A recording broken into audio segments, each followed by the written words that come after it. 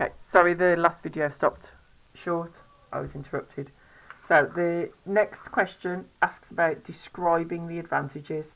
So as a reminder, if you need to describe something, you need to explain it, giving an example. So if you were to describe me, you might describe me as tall, with brown hair, and maybe talk about what I look like. You could describe my appearance, for example. We're describing the advantages, we're saying what's good about them and why. So if Robert was offering a seasonal contract, he does not need to pay the staff when the hotel is quiet in the winter. So I know that a seasonal contract means that they're only paid when it's busy, when they work, and I know that it's quiet in the winter, so I've used that. This will save Robert money. So if I was an examiner, I'd be able to look at that question and say, right, they understand that he doesn't need to pay when it's quiet, and he understands that it's going to save them money. So 2 marks there. Okay, this question, I'm going to give you a little explanation of it and then I'll write my answer and let you read it. It says there are a number of factors affecting the success of hospitality and catering establishments. We did this in this week's lesson. If you're absent, look at the homework task because it's on there. So we're looking at the number of factors that affect the success of hospitality catering in establishments. An establishment is another name for a business, an outlet, a provision, a company. One of the factors that affects the success is the media. Explain how the media can affect the hospitality and catering establishment in a positive and negative way. Now I know from this mark scheme that to get top marks you need to talk about positives and negatives. So I'm going to write and then you can have a read of what I've written.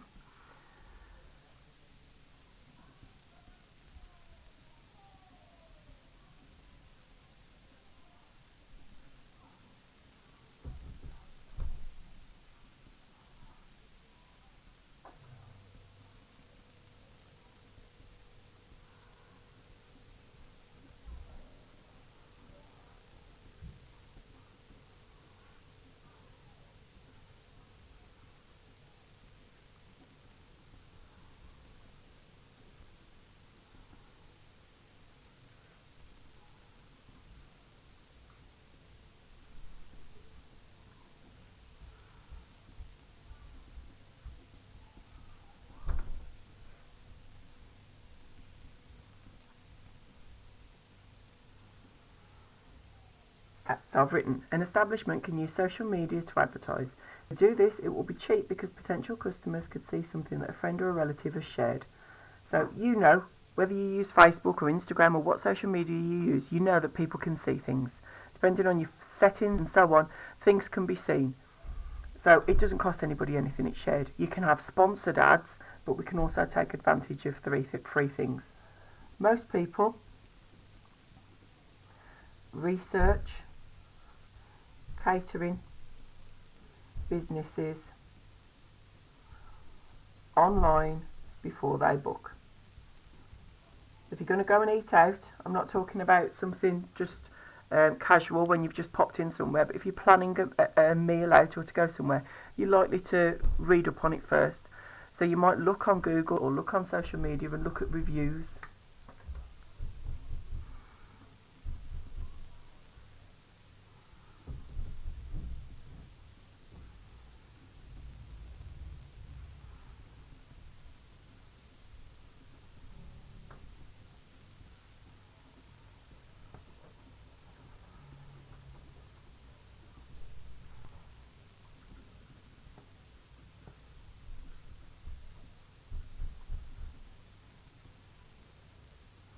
So I've just said, a review would attract customers if they are positive, especially if photos are added by previous customers.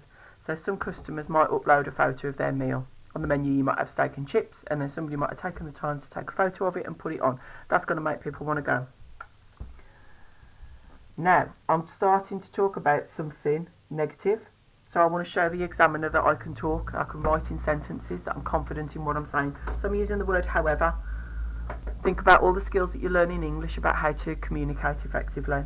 However, if a customer is unhappy, they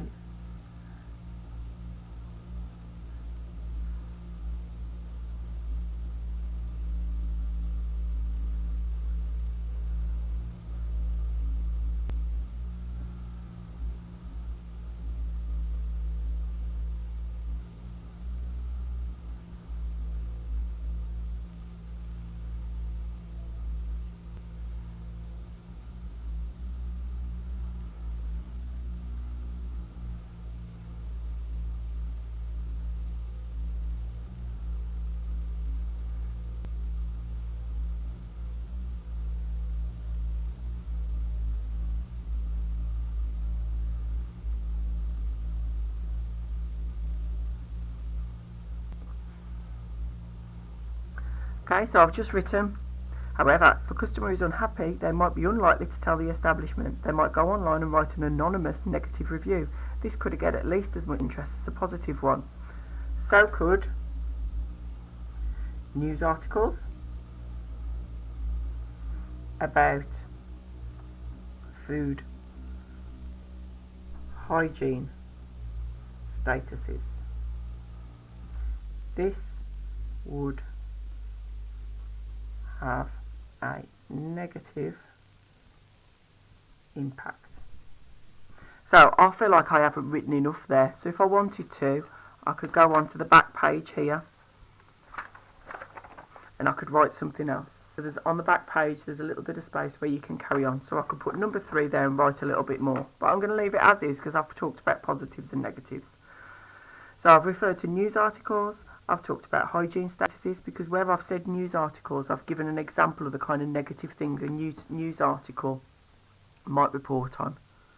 So I've tried to give a balanced argument, because it's asked me to explain, tried to give a balanced argument of good things and bad things that might have an impact on the success in the media. So it's not just social media, all sorts of different things. I could talk about using celebrities as endorsements. I could talk about sharing reviews and photos, advertising. I could talk about incentives, all sorts of different things. So don't forget that your worldwide experience, your life experience can help in this too. Okay, next question.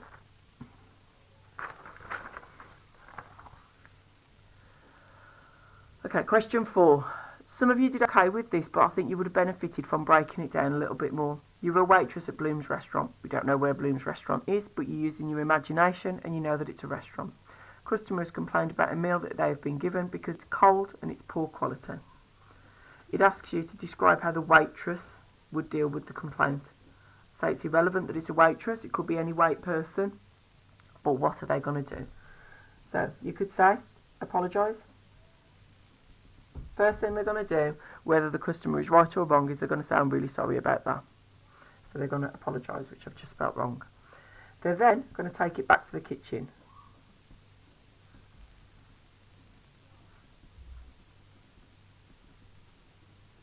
And they're going to discuss it.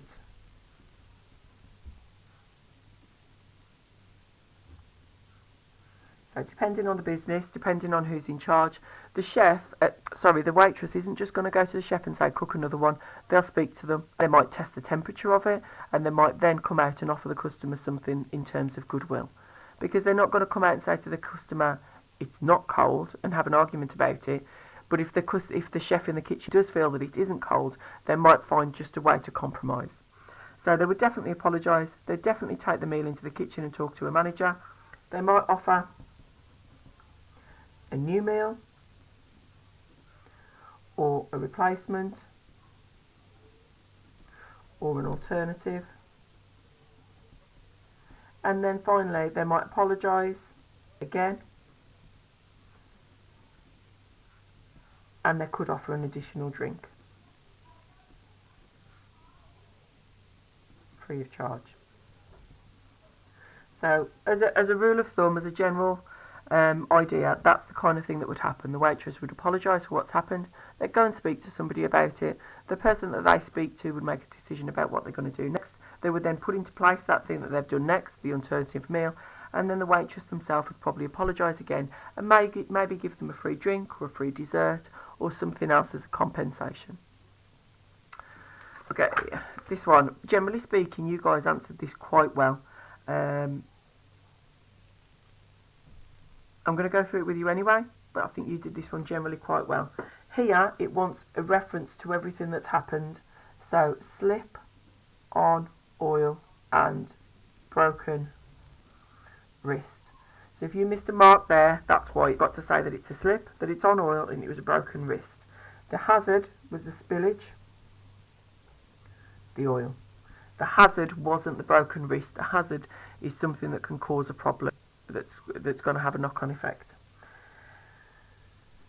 Spillage, cleaned up, and wet floor sign. Now you've probably seen these around school. If somebody drops something in the canteen, you normally get a wet floor sign put down just to make people aware that there is a chance that they might slip over. So what could have happened, what should have happened is it would have been cleaned up and a wet floor sign. Because it's oil, mentioned in the question, you might have talked about putting sand down or something that would absorb the oil. Further action, Jane needs to go to hospital.